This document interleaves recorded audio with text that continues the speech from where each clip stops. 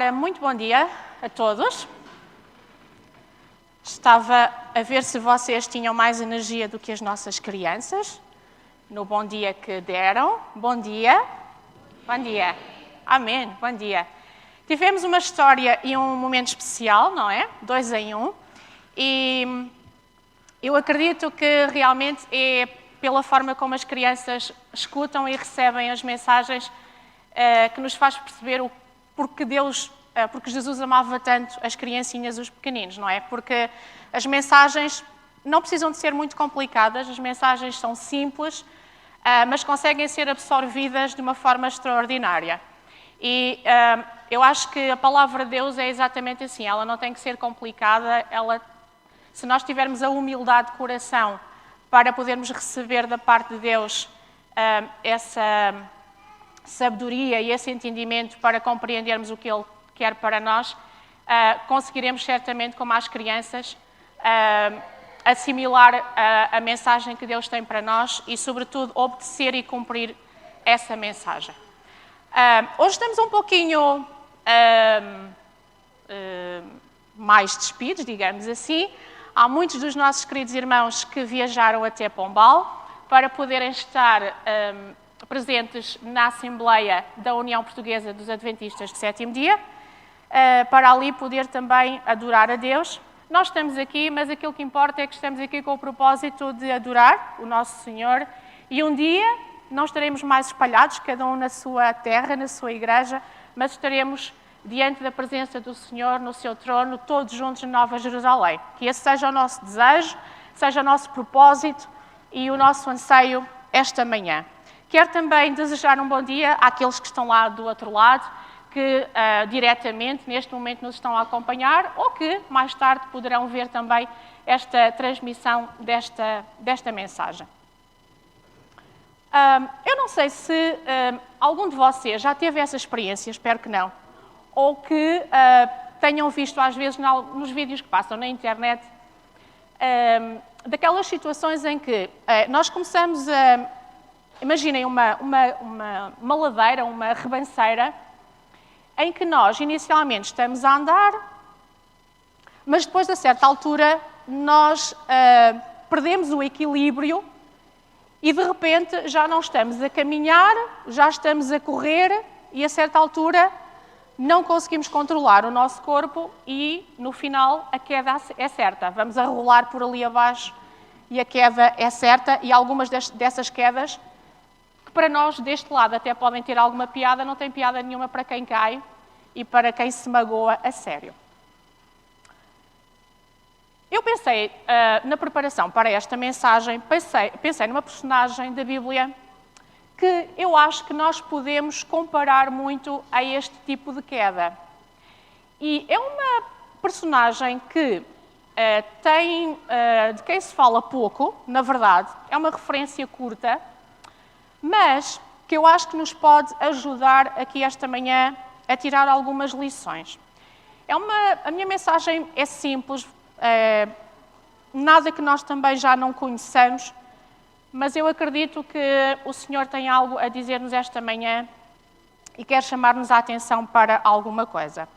E esta narrativa ou esta história, ela vem no primeiro livro da Bíblia, em Gênesis, e ela está narrada em Gênesis no capítulo 4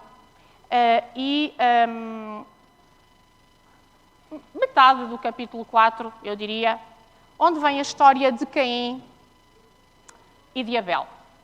Eu hoje gostava de falar um pouquinho acerca de Caim. E quando nós olhamos para Caim, nós temos que, pensando exatamente nesta queda livre de que eu vos falei, nós temos que, se calhar, colocar aqui algumas questões, que é, se nós compararmos a vida de Caim a uma caminhada destas pela ladeira ou pela ribanceira abaixo, em que ponto é que Caim começou a correr? Podemos perguntar em que ponto desta caminhada é que Caim perdeu o controle completo da sua vida. Podemos perguntar também se, durante esta queda livre, será que poderia ter havido algum momento em que Caim pudesse ter parado? Em que ele pudesse ter reavido novamente o controle da sua vida? Será que a queda foi de tal forma grande que ele perdeu por completo a noção daquilo que estava a fazer e as consequências foram completamente irremediáveis na sua vida?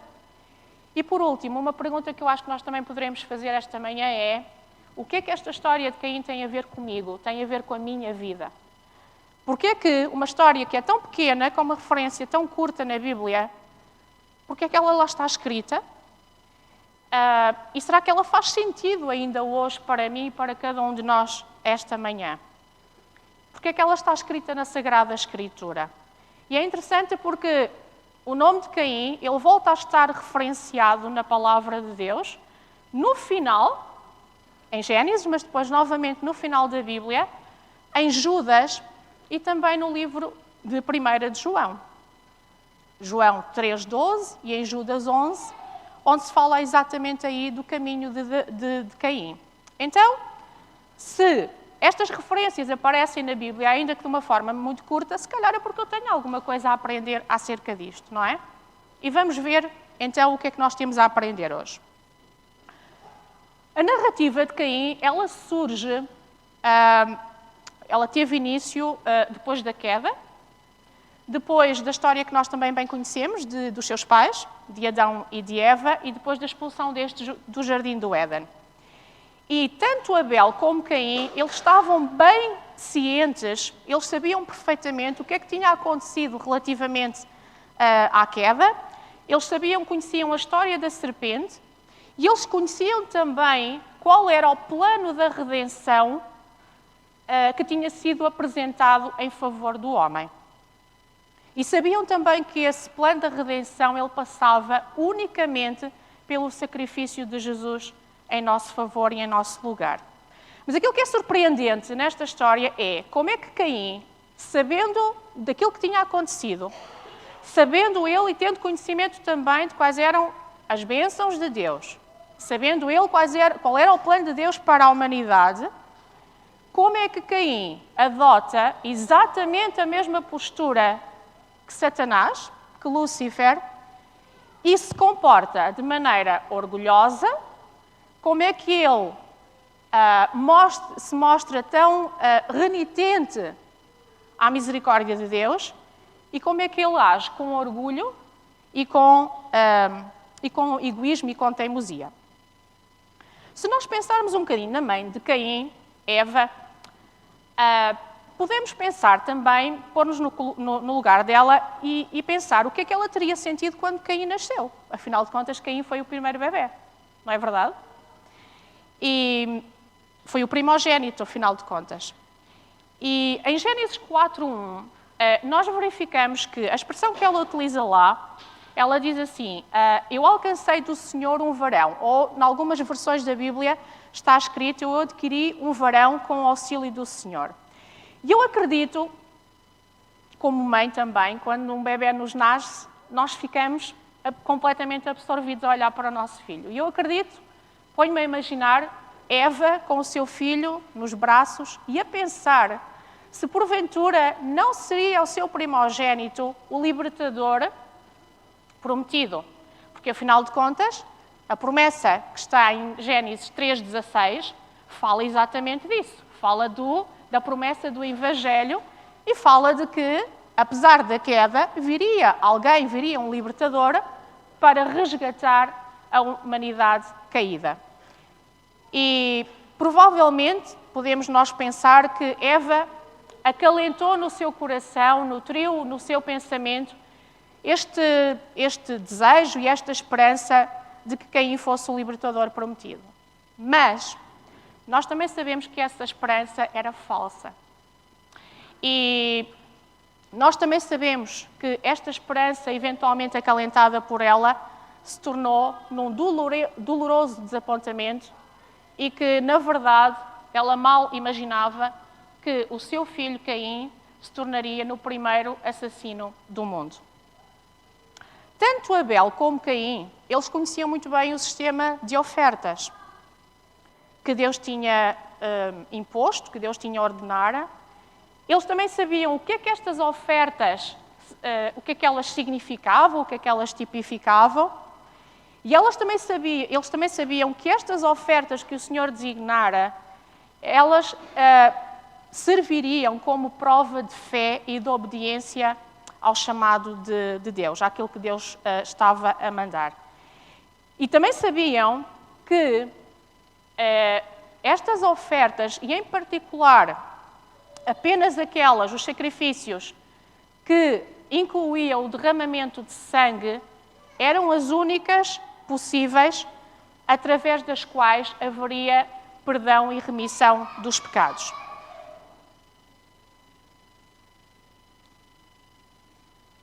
E eles também sabiam que as primícias ou que as colheitas, elas deviam ser entregues como ofertas de ação de graça, mas não como sacrifício expiatório.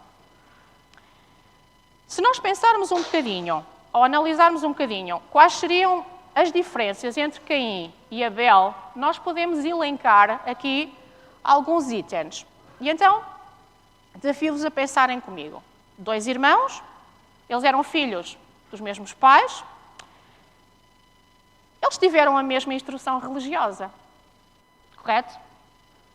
Por outro lado, estes 2 filhos, eles eram ambos pecadores, no sentido de que tinham herdado dos seus pais uma natureza pecaminosa, não é verdade? E uma outra semelhança que nós podemos também aqui apontar é que eles reconheciam a existência de Deus. Okay? Caim não negava a existência de Deus, não. Ele conhecia, ele sabia, ele admitia. E estava convencido da existência de Deus. E estes 2 irmãos, eles também, de alguma forma, eles sabiam da importância da adoração, a importância de adorar a Deus, também sabiam da importância de ofertar a Deus e eles sabiam, estavam conscientes que de alguma forma tinham nascido com este propósito. Ora, a prova que Deus lhes coloca a seguir é exatamente esta. É uma prova de fé e é uma prova de adoração.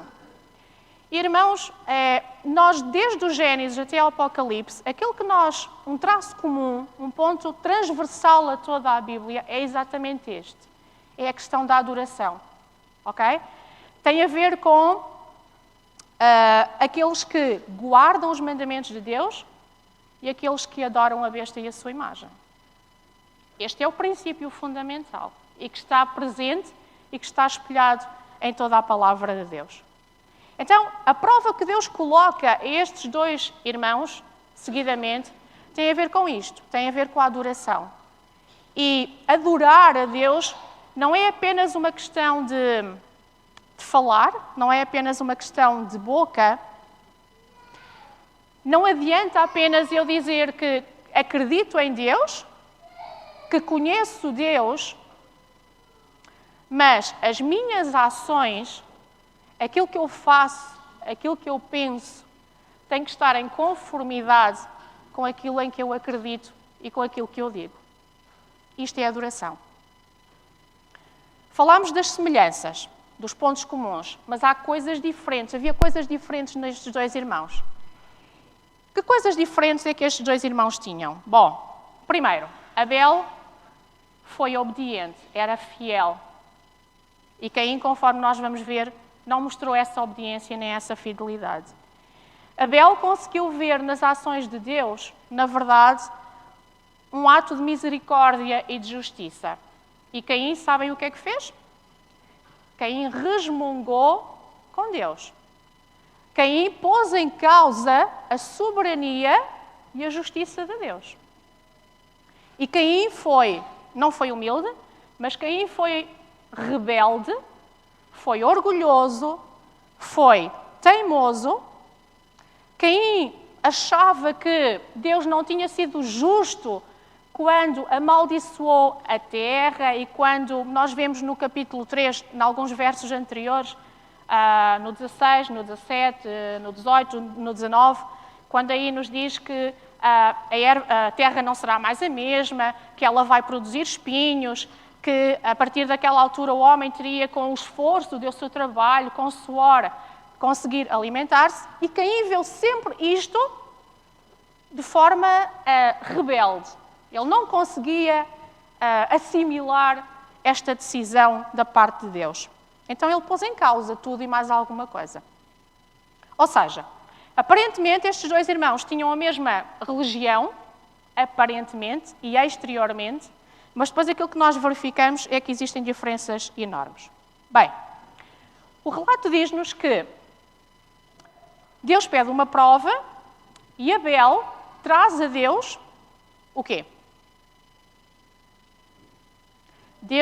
Abel traz, em forma de adoração a Deus, traz os primogénitos das suas ovelhas e o Senhor agradou-se disso.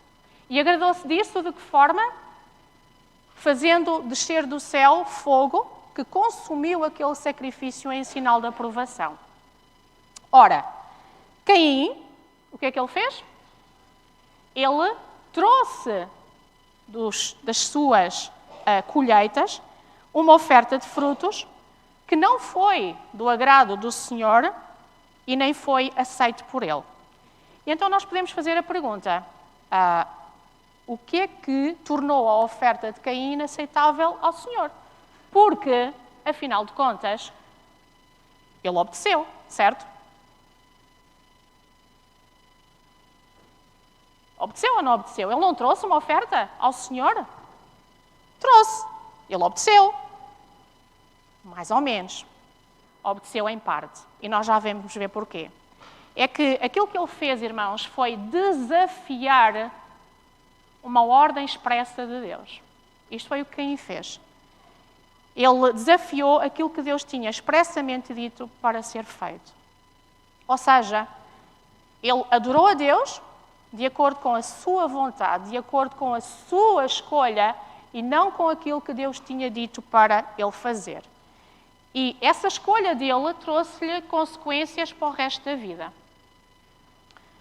O relato também nos diz que Deus não aceitou a oferta de Caim e também nos diz que ele se enfureceu de tal modo com Deus e com o irmão, ele ficou de tal forma zangado, irado, revoltado, que o seu semblante, ou seja, o seu rosto, a sua cara, se transformou por completo. A expressão que a Bíblia diz é, no versículo 5, irou-se Caim fortemente e descaiu-lhe o seu semblante. Ou seja, ele ficou carrancudo. Posso eu imaginar. E eu acredito que ele tenha ficado assim, na verdade, por conta da culpa e por conta do pecado que ele sabia que tinha feito. E eu acho que muitas vezes é isto que acontece porventura connosco. Quando nós trazemos em nós a culpa do pecado, quando nós sabemos que erramos, quando nós sabemos que fomos contra a vontade de Deus, o nosso semblante não pode ser um semblante de paz, nem um semblante de alegria. E esses pecados e essa culpa em nós fazem-nos andar carrancudos. O nosso semblante fica descaído. O nosso semblante fica transformado. Mas não transformado pela glória de Deus, mas transformado pelo pecado. E reparem que, se vocês forem a Números 6:26, vamos abrir a nossa Bíblia, em Números 6:26, é um versículo muito conhecido de vocês, porque foi a instrução que Deus deu a Moisés relativamente à forma como ele deveria abençoar o povo de Israel. No capítulo 6, versículo 26, diz assim: o Senhor sobre ti levanta o seu rosto e faça o quê? Te dê um semblante carrancudo e carregado, é isso? Não. O Senhor sobre ti levanta o seu rosto e te dê a paz. Então, irmãos, quando nós não temos nada a temer e quando nós sabemos que, apesar de pecadores, mas os nossos pecados nos são perdoados e nos humilhamos perante Deus, nós vamos ser pessoas com um semblante feliz. Pensemos nisto, está bem? Bom, podemos ainda fazer uma pergunta, que é o seguinte. Bem, é verdade que Caim trouxe a sua oferta, não é? Mas aquilo que conta é a intenção dele. Ele estava bem intencionado, não será? O que interessa para Deus são as intenções. Será que podemos fazer esta pergunta? que é que Deus terá a dizer acerca disto? Se eu tiver boas intenções, Deus aceita tudo. Não é bem assim, pois não? Realmente Deus conhece as intenções do nosso coração, mas muitas vezes esse argumento serve para nós arranjarmos algumas desculpas para não oferecer a Deus aquilo que Ele pede e que é o melhor, mas aquilo que nós achamos que é o melhor. E nós podemos cair nessa tentação. E reparem que há aqui um pormenor no capítulo... Vamos a Gênesis, capítulo 4, e no versículo 4.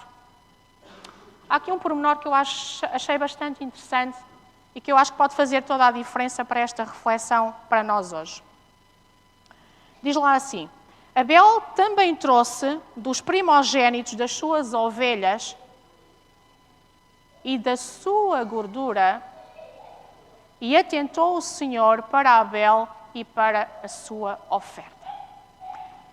Será que este pormenor que está aqui, de que Abel trouxe não apenas os primogênitos, conforme Deus ordenara, mas também a sua gordura, fará aqui alguma diferença nesta história, nesta narrativa?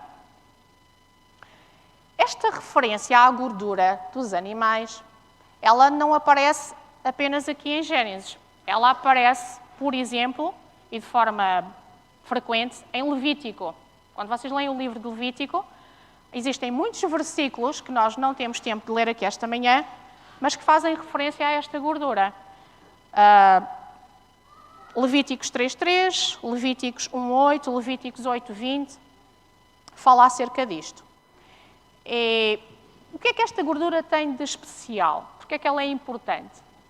Os israelitas tinham sido instruídos para que, nos sacrifícios, eles também queimassem sobre o altar, que eles pudessem fazer fumegar a gordura do corpo do animal, mesmo aquela que estivesse nos locais mais escondidos, mais recônditos dos órgãos, das vísceras dos animais.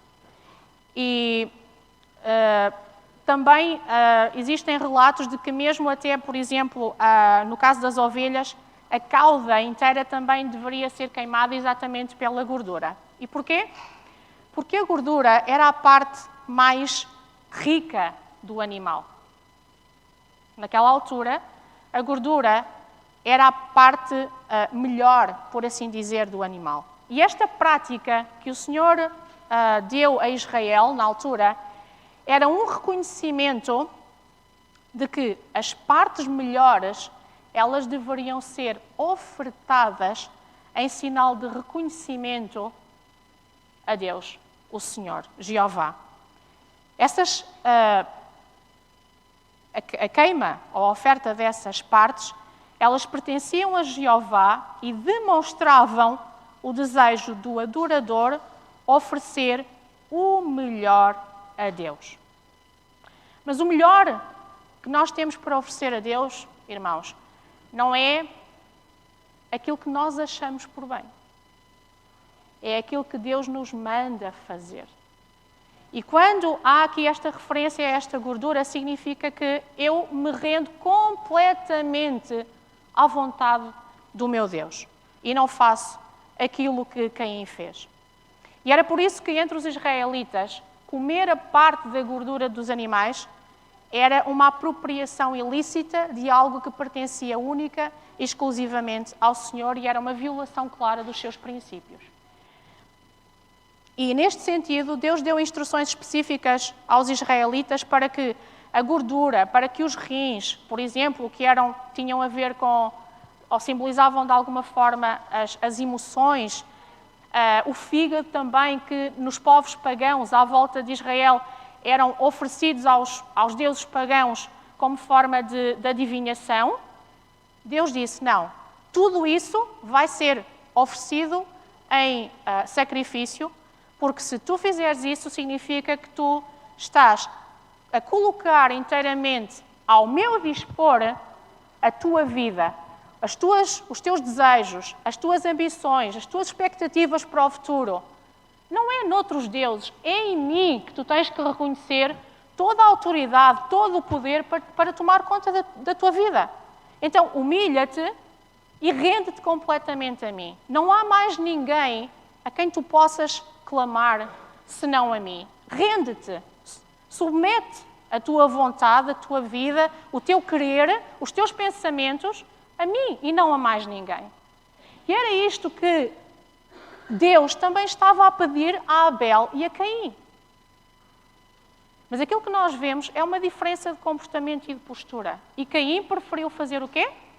Preferiu colocar em primeiro lugar a sua vontade ao invés de cumprir a vontade de Deus.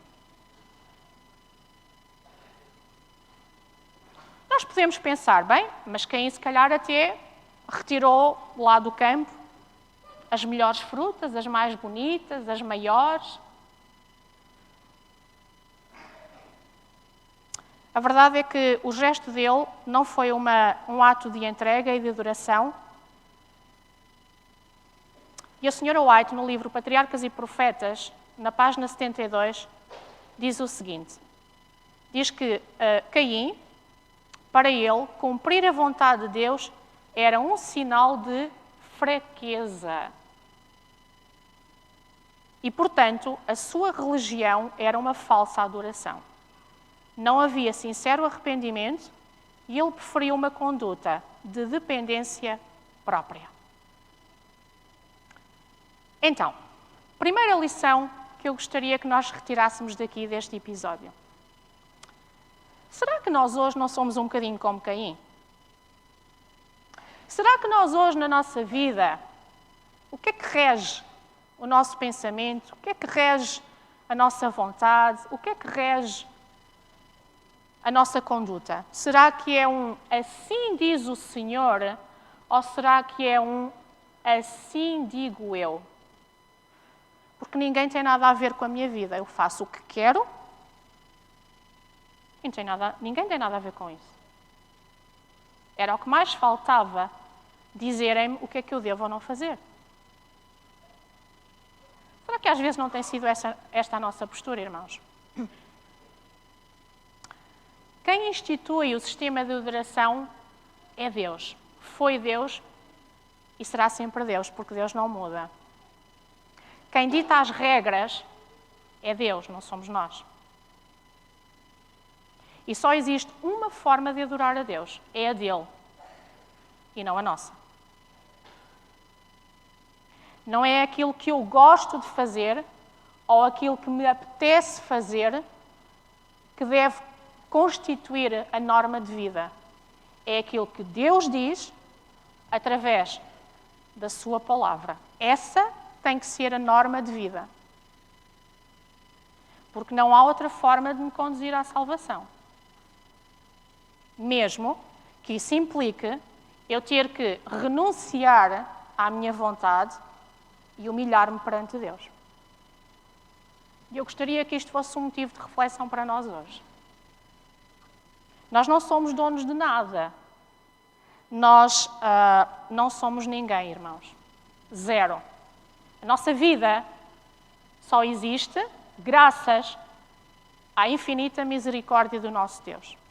O que significa que nós, de hoje para amanhã, deixamos de existir.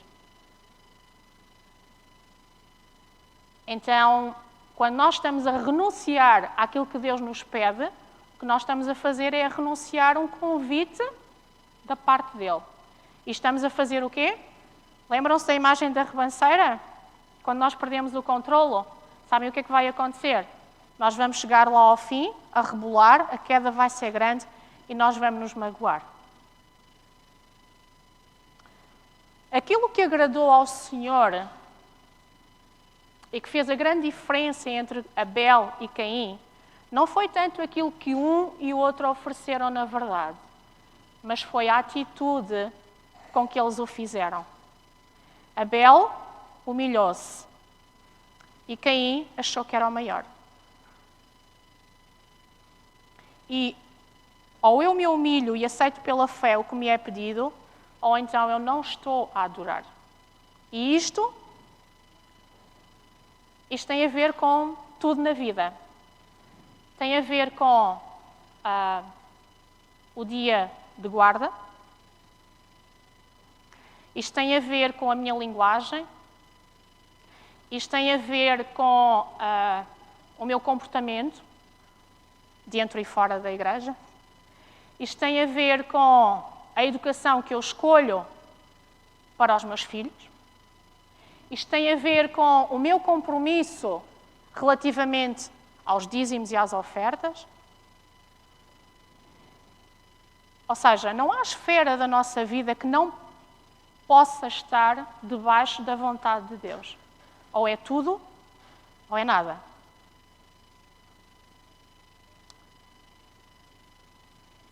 E conforme eu já vos disse, o Deus de hoje é o mesmo Deus de ontem, o mesmo Deus da amanhã, e Deus não muda nem a sua palavra, ela dura eternamente, nós sabemos isso. Não há aqui lugar para a nossa vontade. E quando nós falamos em vontade, nós temos que necessariamente recorrer ao próprio exemplo de Jesus. E eu convidava-vos a abrirem as vossas Bíblias, e tem a ver com o título que eu escolhi para a mensagem de hoje. O que é que fica lá em Mateus 6? Tomás. Onde é que está o Tomás? No nosso estudo, nós já analisamos. Lembras-te? Tomás 6. Mateus 6. Mateus 6. Mateus 6, o que é que diz lá nos versículos... Versículo 10. Oração do Pai Nosso. O que é que está lá escrito? Uma expressão bem pequenina. Que deve ser o nosso modelo, não é? Diz assim: venha ao teu reino e seja feita a minha vontade. É? A minha vontade que tem que ser feita? Não. É a tua vontade. É a vontade do meu Pai. É a vontade do meu Salvador. Como é que Jesus se comportou aqui na Terra? Ele fez a vontade dele? Mateus 26. Vamos lá. Mateus 26. Abram a Bíblia em Mateus 26. E versos 39, 26, 39. Se nós queremos bons exemplos daquilo que deve ser feito, é ir à Bíblia e olhar para a vida de Jesus enquanto esteve aqui na Terra. Então, Mateus 26 e o versículo 39, no episódio do Getsemane, quando Jesus estava num momento difícil, particularmente difícil, não é, da vida dele, e ele diz assim: e indo um pouco mais para diante, prostrou-se sobre o seu rosto, orando e dizendo: meu Pai, se é possível, passe de mim este cálice. E depois, qual é a expressão que lá está? Todavia, porém, contudo, mas que seja feita sempre a vontade do meu Pai, a tua vontade e não a minha. Então, se Jesus, que é o nosso exemplo, aquele em que nós dizemos que acreditamos, que é a razão da nossa fé, se Ele se submeteu à vontade do Pai, quem somos nós para pôr em causa a vontade de Deus e acharmos que podemos fazer aquilo que queremos? Irmãos, Deus é misericórdia, certo, Deus é amor, mas Deus também é justiça, não há uma coisa fora da outra. Ok? Vamos ler ainda em João 6,38. João 6,38. É um versículo que vem também ao encontro desta ideia. 6,38.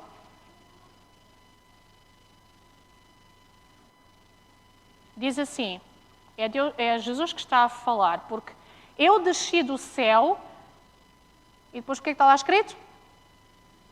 É para fazer aquilo que me dá na cabeça, não é? Não.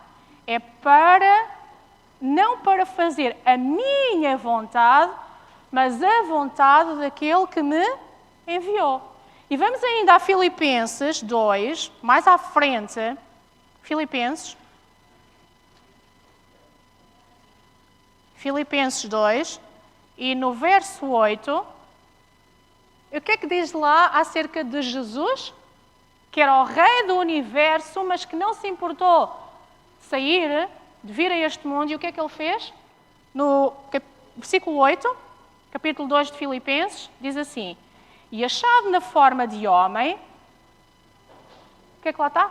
Ele humilhou-se, postura completamente diferente de Caim, que se indignou, ainda se achou o maior, não é? Revoltou-se contra a soberania de Deus, mas não, diz aí, humilhou-se a si mesmo, sendo obediente até à morte e morte de cruz. Então, vamos fazer aqui uma síntese. Deus pediu uma oferta, Caim fez ele uma oferta a seu belo prazer. Deus pediu um cordeiro, e o que é que Caim fez? Ofereceu frutas. Deus pede que se guarde o dia de sábado.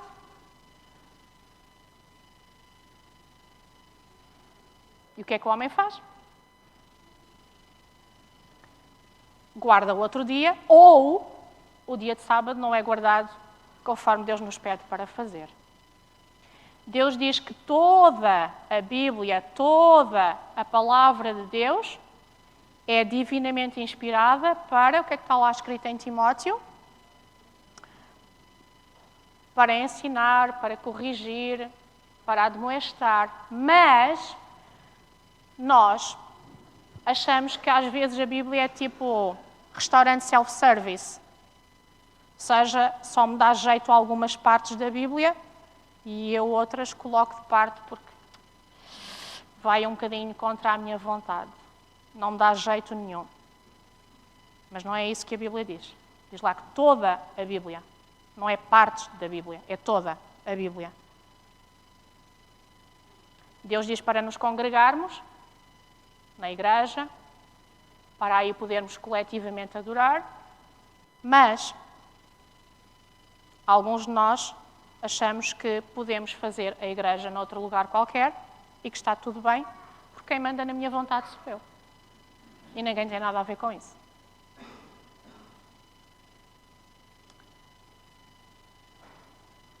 Quando nós vamos a Gênesis 3, vamos lá voltar a Gênesis 3.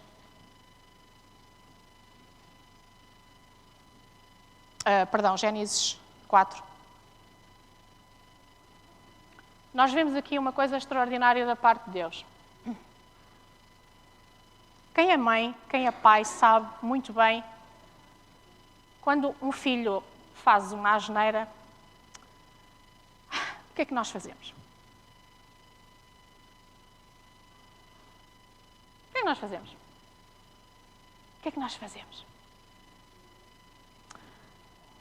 E eu consigo ver aqui nesta intervenção de Deus um pai preocupado, um pai carinhoso e que vai ter com Caim e diz-lhe assim: Caim, não faças isso. É o que nós às vezes fazemos com os nossos filhos. Quando nós olhamos para eles e percebemos que eles vão estatelar lá no final do caminho e que estão a perder o controle da sua vida, nós vamos lá carinhosamente, porque os amamos, não é isso que nós fazemos. E eu estou a imaginar Deus, no seu infinito amor e misericórdia, preocupado com Caim, vai lá e diz assim: Caim, não faças isso.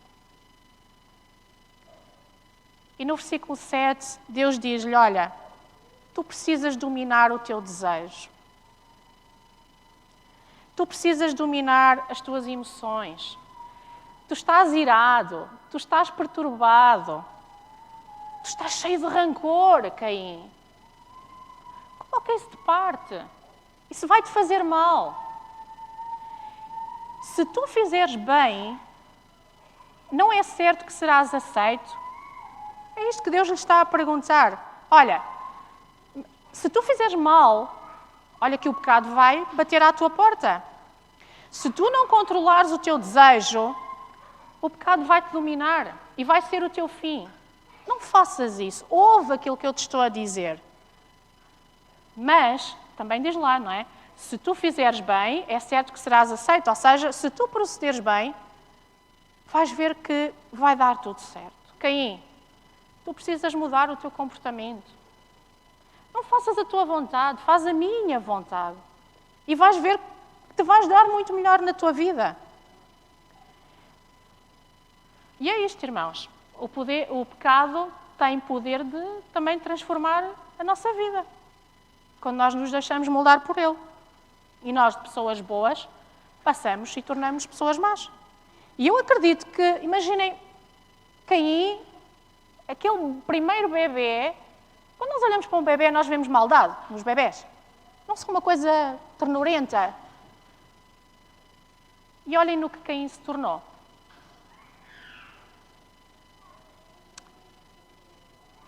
Caim não ouviu a voz de Deus, Caim não quis saber e Caim estatelou-se. Perdoem-me a expressão, mas foi isso que aconteceu. E este momento podia ter sido o momento e o ponto de viragem na vida dele. Caim poderia ter voltado a ter algum equilíbrio na sua vida, na sua conduta, mas a sua resposta foi não. E aquilo que neste momento Caim poderia ter feito era ter aproveitado este momento para pensar naquilo que estava a fazer, para redirecionar a sua vida, para parar de depender dos seus próprios méritos, pôr de lado o seu orgulho, começar a confiar em Deus. Mas ele recusou isso. Versículo 13, ora vejam lá o que é que diz o versículo 13 do capítulo 4 de Gênesis. Apesar desta tentativa de Deus para chamar Caim à razão, e no fundo estava-lhe a dar uma oportunidade para ele se arrepender, não é? Um abanão, acorda. O que é que Caim faz? Verso 13. Então disse Caim ao Senhor: é maior a minha maldade do que aquela que possa ser perdoada. Então, Caim recusou esta oferta de graça. E às vezes pergunto-me se muitos de nós não faremos exatamente a mesma coisa e não temos a mesma postura que Caim teve. Há aqui também uma segunda lição nesta narrativa. Abel, apesar de ser mais novo, ele aconselhou o irmão, tentando chamar à razão. Só que Caim, como era mais velho, achava-se no direito de recusar os conselhos e a ajuda que o irmão estava a tentar dar-lhe. Ele achava que Abel não tinha o direito de o chamar a atenção, de o repreender. Afinal de contas, quem é que tu és? Quem é que tu pensas que és para me estás a chamar a atenção? E ele desprezou o conselho do irmão. Continuou a queixar-se das injustiças de Deus para com ele e com a humanidade. E este ódio que ele acalentou contra o irmão fizeram com que ele mais tarde tivesse matado o próprio irmão, como nós sabemos. E eu acho que nós às vezes fazemos o mesmo hoje. Eu acho que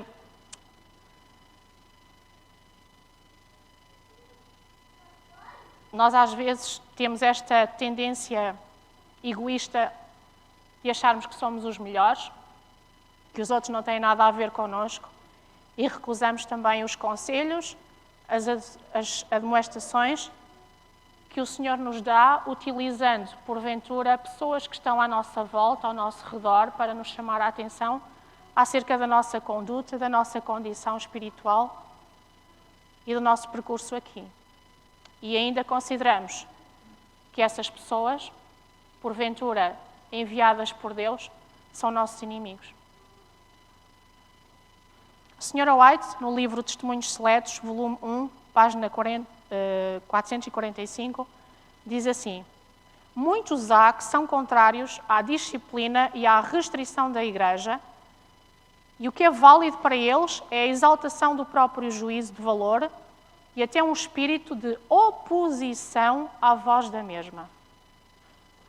A relação com a Igreja não é para ser levianamente cancelada. Todavia, quando o caminho de alguns professos seguidores de Cristo é barrado, ou quando a sua voz, ou seja, a sua vontade, não tem influência dominante que eles julgam marcar, ameaçam deixar a Igreja. E está tudo bem. E, na verdade, reparem o que o Espírito de Profecia diz. Na verdade, separando-se da Igreja, seriam eles próprios os principais prejudicados, pois sujeitam-se a todas as tentações do mundo. Mas a minha vontade é aquela que deve prevalecer, porque ninguém tem nada a ver com isso e eu sou o dono da minha vida. E eu penso também, e estou quase a terminar, o que é que teria sido de David se tivesse recusado e negligenciado os conselhos e a advertência que Natan lhe fez?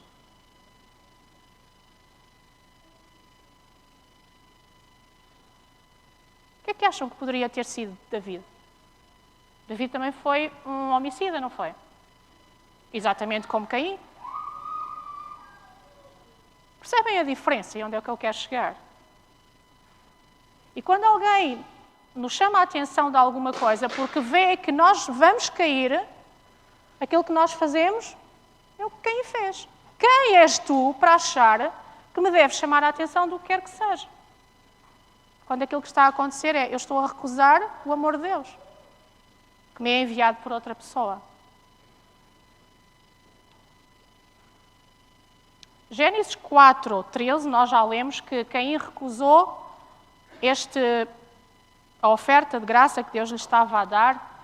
E o versículo 16, mais à frente, diz-nos que Caim saiu de diante da face do Senhor, habitou na terra de Nod, do lado oriental do Éden.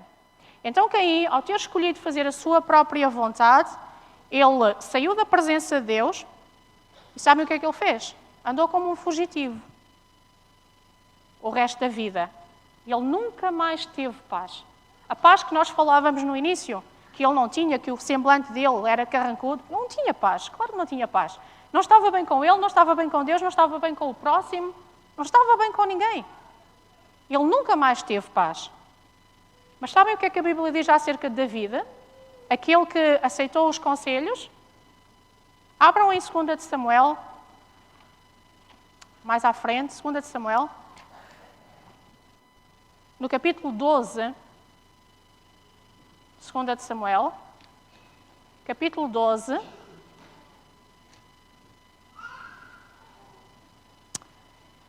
e vamos ler o verso 13 e depois o 20. Então, 2 de Samuel 12, versículo 13 diz assim: Então disse David a Natan: Pequei contra o Senhor. E disse Natan a David: Também o Senhor perdoou o teu pecado, não morrerás. E agora vamos ao versículo 20. Vejam a postura de Caim e vejam a postura de David. Então David se levantou da terra e fez o quê? Nariz no ar, achar que era o melhor? Não. Lavou-se, ungiu-se, mudou de roupas, atitude que mostra da parte dele o quê? Humildade, reconhecimento, confissão, perdão pelos seus pecados. E depois aqui um pormenor que eu acho extraordinário. Diz lá assim: saiu da igreja? Não. Entrou na casa do Senhor e fez o quê? E adorou o Senhor. Ele veio para... Caim tornou-se um fugitivo, porque saiu da presença de Deus. David humilhou-se, percebeu que estava mal, arrependeu-se, confessou os seus pecados, veio para a casa de Deus e aí o pôde adorar. Vamos a Atos, estou quase a terminar, Atos. Querem ver o que é que lá diz também acerca desta situação? Atos 13. Atos 13, versículo 22, e vamos ver o que a Bíblia diz acerca de David. Diz assim, vamos ler o 22 e o 23. Quando este foi retirado, está a falar do rei Saul, levantou-lhes como rei a David, ao qual também deu testemunho e disse: Achei a David, filho de Jessé, homem conforme o meu coração e que executará a minha vontade. E depois, versículo 23. E da descendência deste, conforme a promessa, levantou Deus a Jesus para Salvador de Israel. Ou seja, nós sabemos que da linhagem de David, quem é que surge? Jesus, o nosso libertador e o nosso redentor. Então, irmãos, também aqueles que estão lá em casa,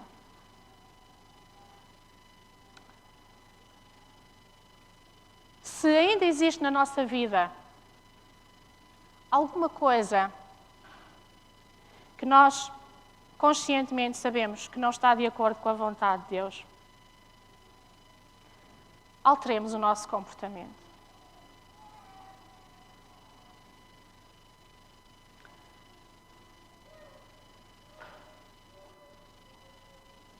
Não há outra forma de adorar, não há outro sistema de adoração. Será sempre o de Deus. E nós temos que tomar decisões entre aqueles que adoram o Senhor Jesus, aqueles que guardam os seus mandamentos, os seus, não são os nossos, ou aqueles que estão contra Deus. Poderemos ter que sacrificar desejos, poderemos ter que sacrificar vontades, poderemos ter que sacrificar o nosso orgulho e poderemos ter que aceitar os conselhos daqueles que nós consideramos que se calhar até são nossos inimigos. Mas não façamos isto. Olhemos para Caim e olhemos para a bondade de Deus, a misericórdia de Deus, que tentou, Deus tentou, na sua infinita misericórdia, tentou junto de Caim fazê-lo perceber que ele estava errado. Ele não aceitou. E de que lado é que nós queremos estar? Pensem nisto. E que Deus nos ajude a tomarmos decisões. Decisões que não são para hoje, essas hoje não valem nada, mas que são decisões que certamente farão a diferença para a eternidade. Que seja feita a vontade do nosso Pai e não a nossa. Amém.